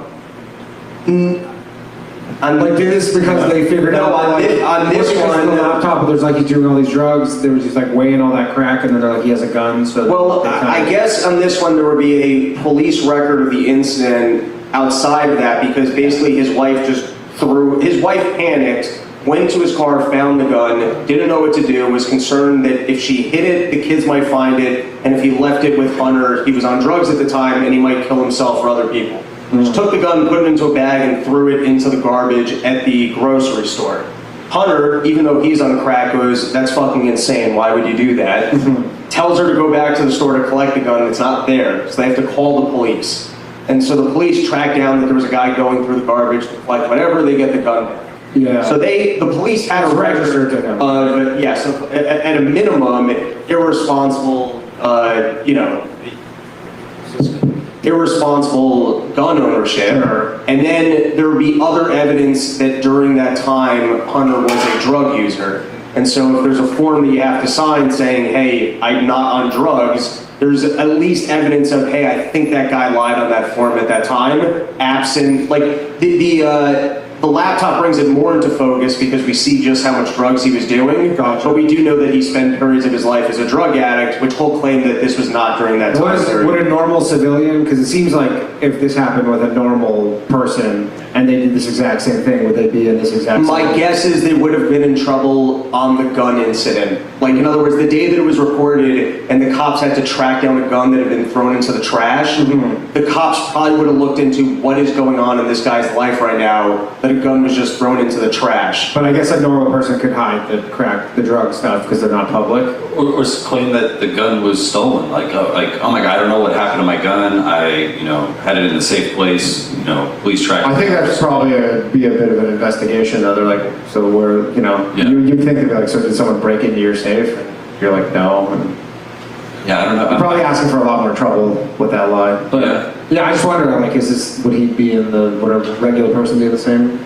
I don't know that this is never prosecuted. I don't think it's frequently prosecuted, or it's like the top of the list on the DA to go after people for drug usage in tandem with gun ownership. Yeah. I would almost imagine that this is one of those laws, such as like that you're not allowed to own a gun if you're smoking weed, that if they want to bust you for something and they got to run down the list of what they can get you in trouble for, this might be the last thing where they're like, oh, I bet this guy smokes weed. Right. And then they'll trap you for that. It strikes me a little bit more that way. Any thoughts, Mr. Thaddeus? Yeah, so I mean, this whole thing is frustrating to me. Here are my feelings about it. I watched CNN's report on the trial, Hunter Biden trial today, and it was 7 minutes long, and it was awesome because it was all about the drugs he took and the hot chicks he was fucking. I enjoyed that. One stripper in particular I really like, but he, and that was it. And there was not even mention of the gun charges, really. It was really just the salacious stuff, but even the gun charges, all of this, you know what it's about, right? It's about distracting us from what Hunter Biden was really doing in Ukraine. Right. So let's talk about that for a second. I mean, this guy, and it's not really so much him, but it's his dad and then the people around him. But what we do know, right, is Burisma, this company in Ukraine that he was given this cushy job as on the board with, basically advancing, you know, his father's agenda in Eastern Europe. What a lot of people don't know is it's even worse than that. I mean, that was corrupt in itself, that he got that position knowing nothing about energy. We know this from letters that he was receiving from the company he was employed by. He was there to help foster and maintain the bioweapons labs in Ukraine. Ooh, that's juicy. And there's letters, you can find them on Twitter. I mean, this is public record now, but no one talks about this. In the letter says from the company, I think it was Burisma, to Hunter Biden, saying, with this technology, we will bring Western civilization to Russia. Wait, so was Hunter like actually a CIA asset? Doesn't need to be. Didn't need to be, but that's what he was doing. That's what Burisma was about. They were part of the... I thought they were nat gas. Yeah, their energy. Right. But they were also... There were multiple deals they had that also involved bioweapons research that he was part of. And so what was the bioweapons research play? Are they trying to create stuff that they're selling to governments? Like what's the agenda of Burisma being? We don't know. We just know that this is U.S. bioweapons labs, by the way. Right. These are American-made, managed inside Ukraine. I think there's 30 of them or 20 of them.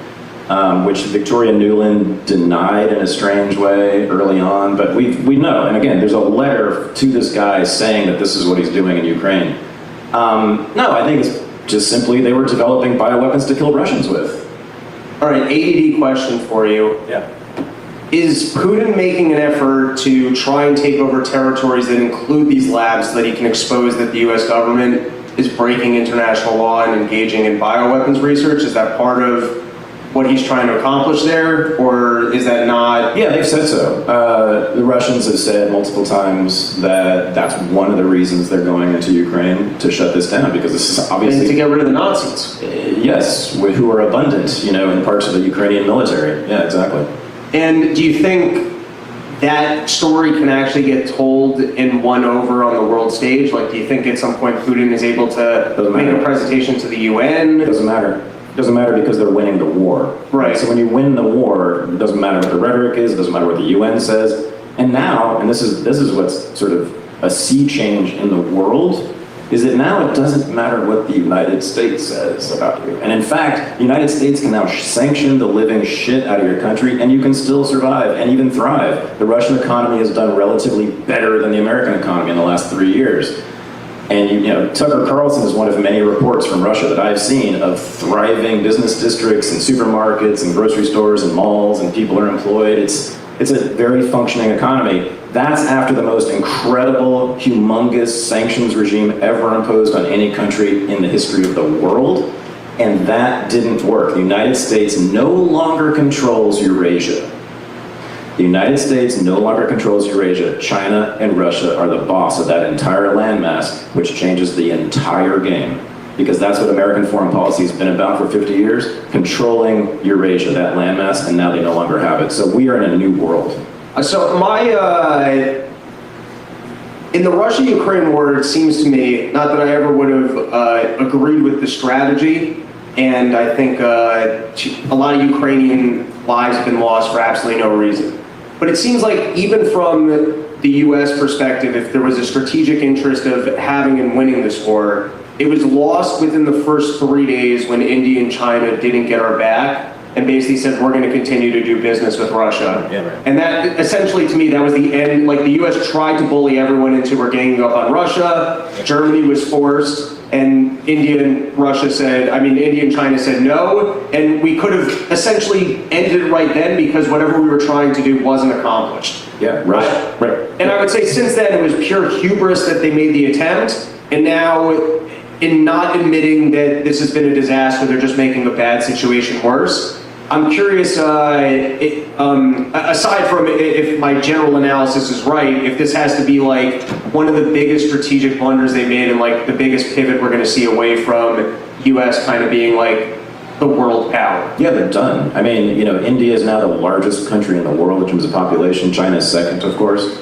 And they have massive economies, and they need energy, and Russia's got a lot of energy to sell, and that's what they've been doing, making massive deals, which are now starting to veer into military deals, deals that could be used for military purposes as well. So it's not really a military alliance yet, but it doesn't really matter, because as you said, like the economic alliance of BRICS, Russia, China, India, South Africa, etc., Brazil, is what is turning the world on its head right now. I mean, this is a new thing. No one knows exactly what it's going to mean, but Russia's won. Russia's won this war, and they've won the strategic battle to take control of Eurasia with their partner China. So who knows? I mean, the only question is whether the United States is actually going to go to war to stop it. And now the only place they can go to war would be over Taiwan, in the Taiwan Straits, etc., South China Sea. Because they lost in Russia, they lost in Ukraine. I don't see them directly attacking Russia except through Ukraine, which, by the way, that's going to be terrorist attacks of the most ghastly nature for a long time. Victoria Nuland basically said that's what we're going to do. Because we lost the war in the battlefields, we're going to do things like send drones into Russia, send terrorists into Russia to attack civilian populations, etc. And so that's going to be ugly, but the United States can't win that. And they can't win in China either, because every military strategist says that China controls all that sea lane along their coast. The United States, with its massive Navy and Air Force, can't penetrate that. They can beat China somewhere else in the world, but not in China itself. This is like establishment military strategists saying this, not me. People in the Pentagon saying this. So the American empire, for all intents and purposes, as a global project, is over. So let me ask about Taiwan, and then we'll go back to Biden, and I got some questions for Danny and Lou here. From what I understand in Taiwan, we've got the chip factories set to blow. So I play it out in my head, and if China goes in and we blow up those factories, it seems to me, I don't think we're going to war with China because nobody wins, but it seems to me like our relationship with China is over. And now we're kind of in a new multipolar world order where I guess there's just less technology for some period of time as there aren't microchips available. So it seems to me like both countries end up, if it's true that the factories are set to blow, it would seem to me like nobody wins there. Like China takes Taiwan, I guess they get to unify it, but they don't get the core good there, which is the microchip factories. And then we lose or at least but temporarily there will be a reduction in the availability of microchips until we decide we don't care about pollution and just create them here. I think they're opening in Ohio, like a $20 billion chip plant, I think Intel or something. So they're working on it, but it probably takes They're working on it? I don't have that much faith in centralized government to I know it's not the government. Well, the government's incentivizing it, but it's private. Well, I think the biggest variable, and there's like things I've really done my homework on. This one, when I was high, someone said it to me once and it stuck in my brain. From what I understand we can develop here, it's a pollution issue where I guess in the process of making microchips, you end up with heavy pollutants. And so we just haven't wanted to done that basically here where we've got the EPA and other regulations, but we're happy to let other people do it in other parts of the world. It'll be interesting to see what happens to the world, not just the world economy, but the world when we don't have microchips anymore. I mean, that's everything runs on microchips. So I don't know the ins and outs of that, but that could be catastrophic from what I understand. You know what the incredible tragedy of this is, though, Robbie? It's like Russia, Putin, back when he took power in the early 2000s, what did he ask for and demand and hope for and beg for? I just want to be in NATO. To trade. Well, first for a minute it was NATO, but mostly they wanted to just trade. The one thing they have is oil and gas, and Western Europe and other countries need it. And they did manage to trade with Western Europe until they blew up the fucking pipeline.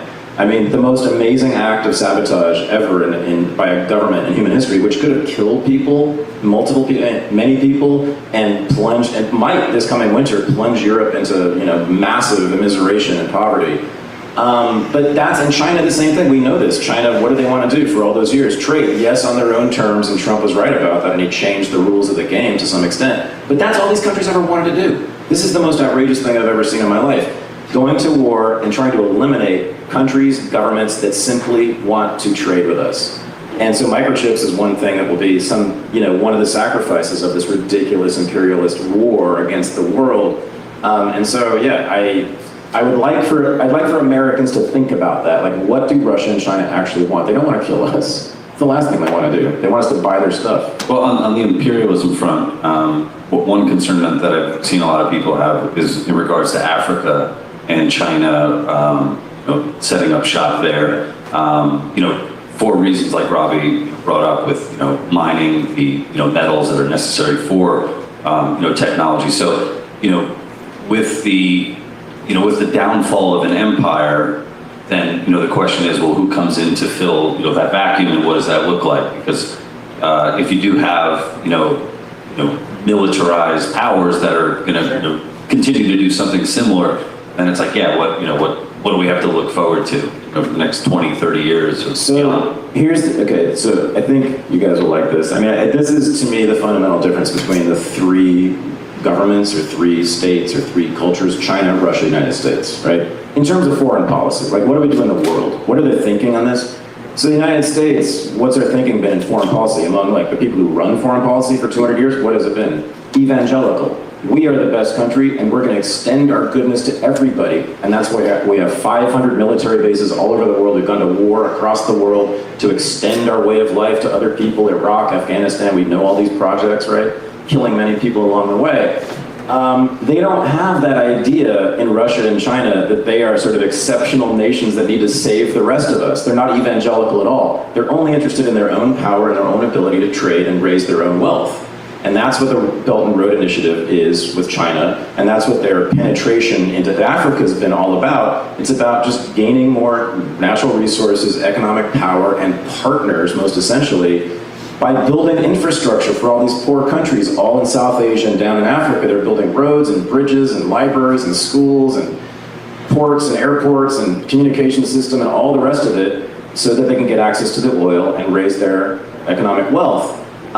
There is zero evidence of China or Russia ever caring one bit about how we live in this part of the world, or how people in the Philippines live in their part of the world, or how Brazilians live. They are nationalists, right? Interested in national power. They're not imperialists in that sense. They don't want to transform the world or take it over.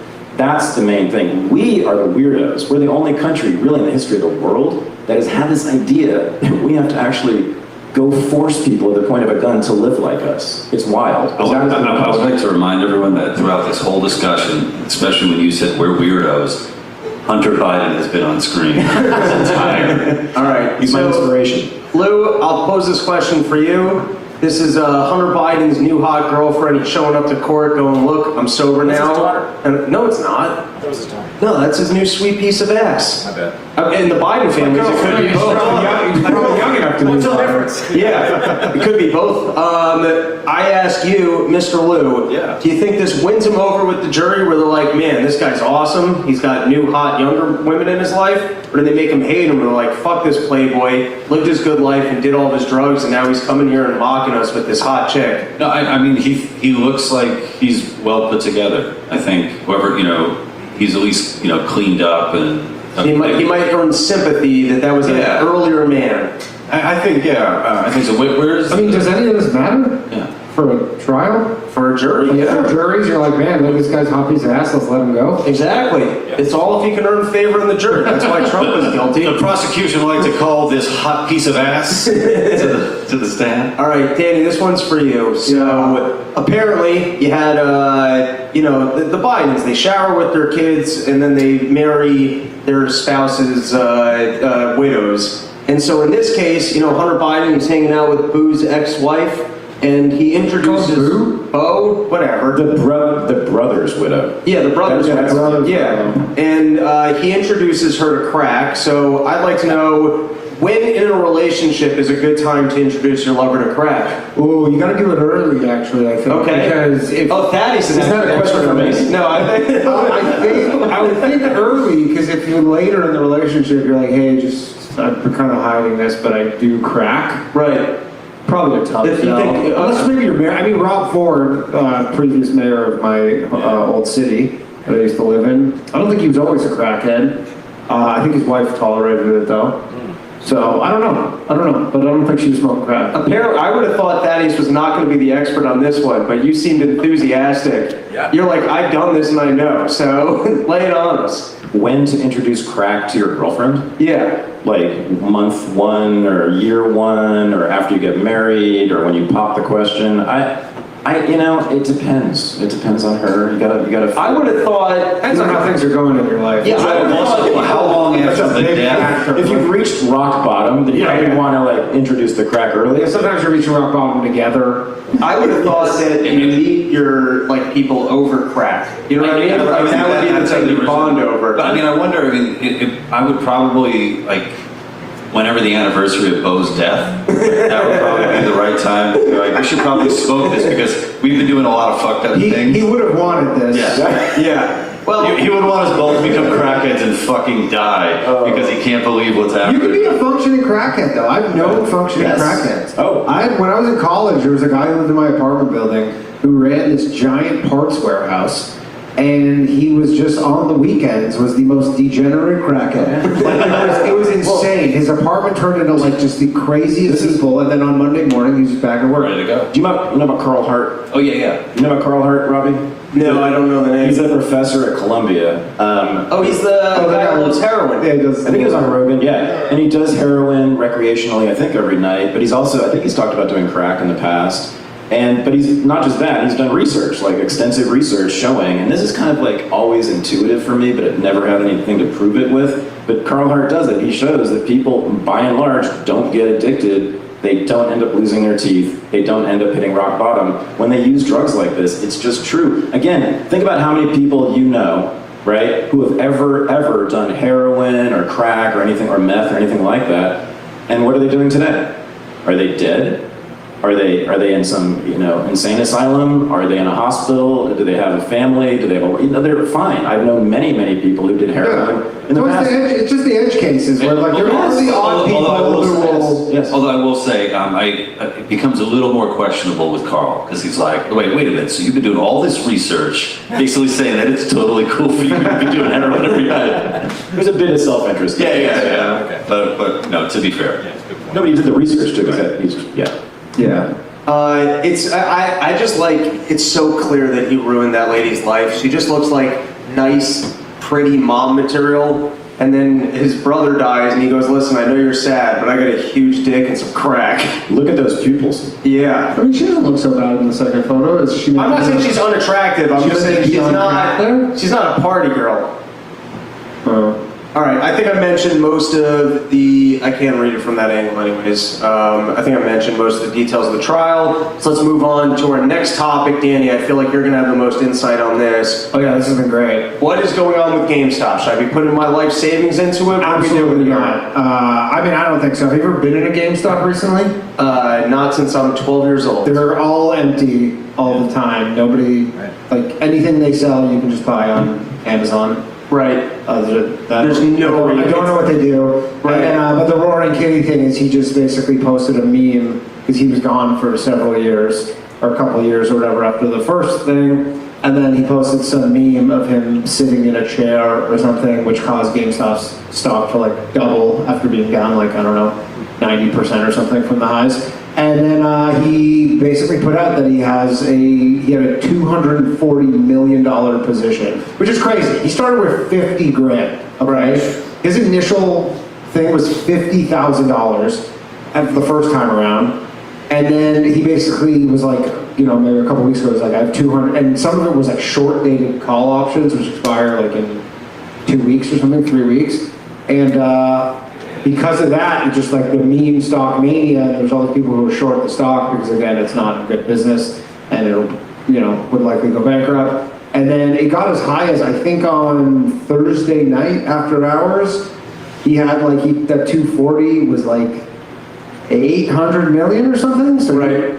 But then by the time the stock market went on Friday, I think it was down to back to still 500 million or something, 400 million. Anyone else got anything else to add to the story? But they were saying that he was going to get charged with market manipulation because he was, but some people were speculating that he had backers because they're like, where would he come up with $240 million? Right. So then they were saying he had backers, and then they were like essentially saying, hey, go post some memes. stock will shoot up and we'll sell it and get out. Right. And then, which would be market manipulation, I think, technically. Again, they can something, they can just, like, look at all these people, they can just... Don't fight the Fed. They can just put you in jail or whatever. And then some people think it was maybe Ryan Cohen, who's the CEO, I don't know if he's the CEO, but the GameStop guy. How about Nancy Pelosi?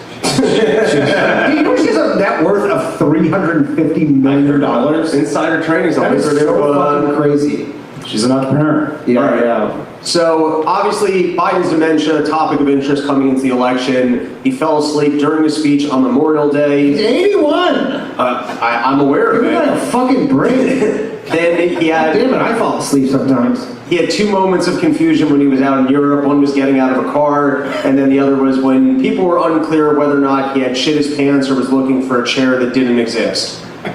In the Wall Street Journal, they finally published an article, Behind Closed Doors, Biden shows signs of slipping. And we can look at some of the more interesting things, but to be honest, it wasn't too juicy of an article, and it didn't really... Everybody knows. Do you see in the betting markets right now that Michelle Obama is higher than RFK? To replace him? No, to win to become the president. No, to become president. That's she is paying, she has higher odds than RFK Jr. That's interesting. Where's Gavin Newsom on the list? He's not on the list. Really? I would place that bet. No, I mean, I guess what the betting markets are saying, if someone replaces him, it's going to be Michelle Obama, which would give the Obamas 4 terms in a row. Just think about the 4th year of the second Biden term. Like, right. What is he going to be like then?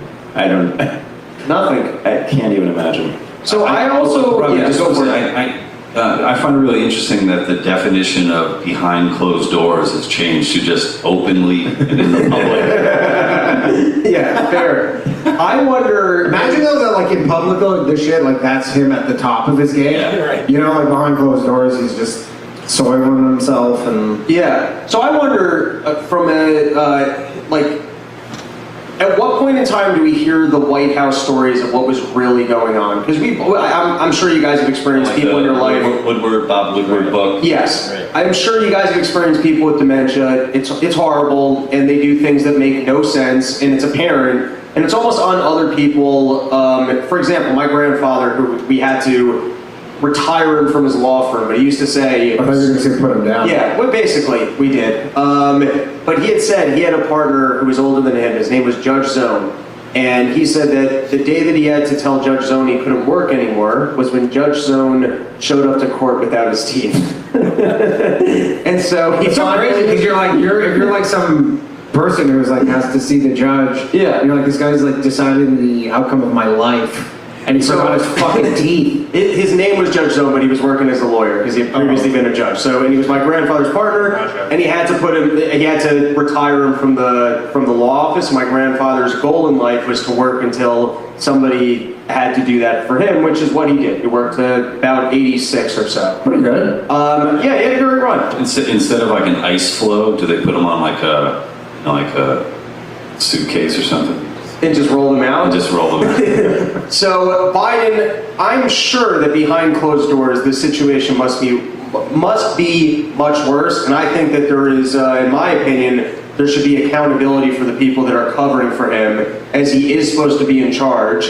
I'm wondering if at any point in time we get like juicy stories of him, trying to eat his shoes or like what kind of shit was really happening. That's never getting out. Hell no. Because the whole point is these people, like, they just want to stay in power. Like, at the end of the day, he just needs to win in November, and then whatever happens after that, who cares? Like, if they have to replace him, they replace him with their person, right? So really, who cares?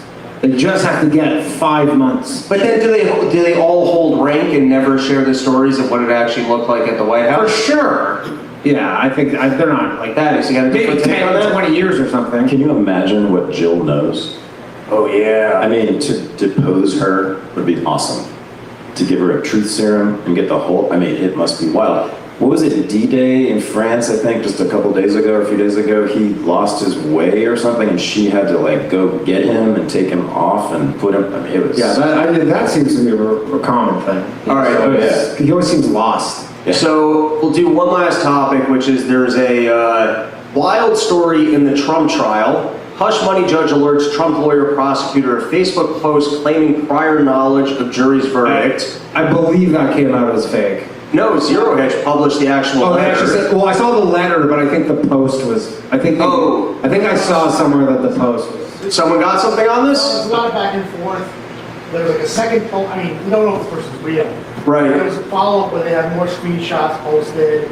There was a second screenshot that wasn't in this letter, so there's a lot of that going on. Can you pretend to be the guy who posted it? Trust me, you do not want to be that guy who was just playing a little joke. All right, so to give this short, someone posted on Facebook that their cousin was on the jury and that they knew that a guilty verdict was coming, which would lead to a mistrial.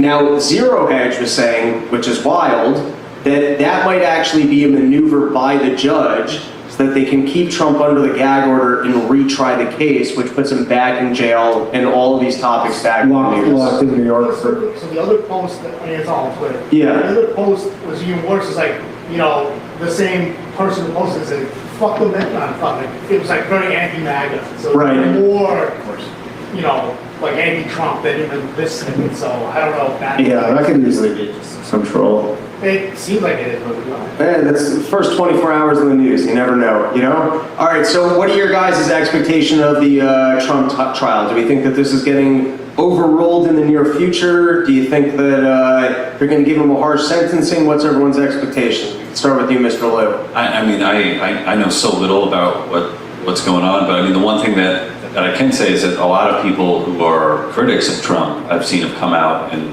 had really big problems with this, like Justin Amash, other libertarians in particular, and you know, never Trumpers as well have been coming out and saying. I think, you know, when you have people like that rallying behind this, I think it definitely seems like something was going to. I mean, also, if Trump gets elected, he's going to do all this shit to his opponents, and I think they did it to him. I'm going to guess that he won't because I think behind closed doors, Trump wheels and deals, and he's looking to win. And when they tell him he's looking to win and he's looking to play ball, I don't think he's looking to make corrections to our system or look out for anybody else. So I actually don't think he really goes after anybody.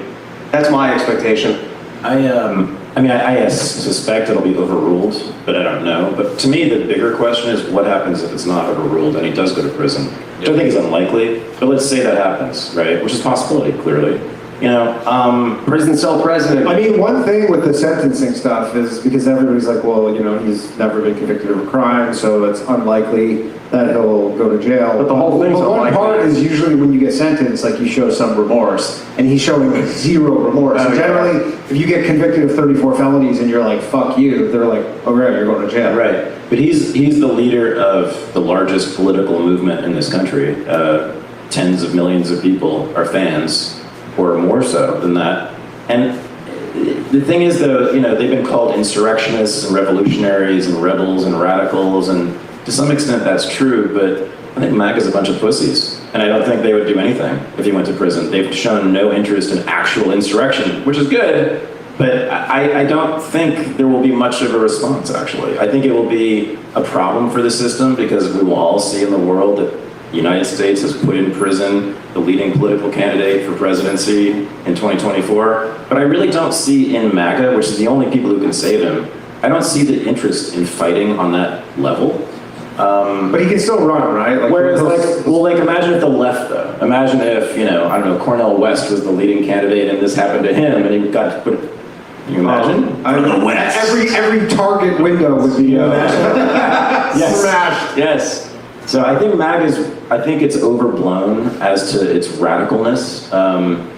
But yeah, to me, that's the most important. I mean, it is crazy. I was very much, for my whole life, under the impression that former presidents were kind of exempt from this kind of stuff. Like, it seemed like impossible that if you would, you know, and I know it's not supposed to be that, where, like, you know, if you were a president, you shouldn't be exempt from the law, but besides literally murdering someone on camera, it kind of seemed like if you were the president, you kind of get a free pass. Yeah, pretty much. And Nixon didn't go to prison. Yeah. Yeah, I thought like most presidents were like Steven Seagal, above the law.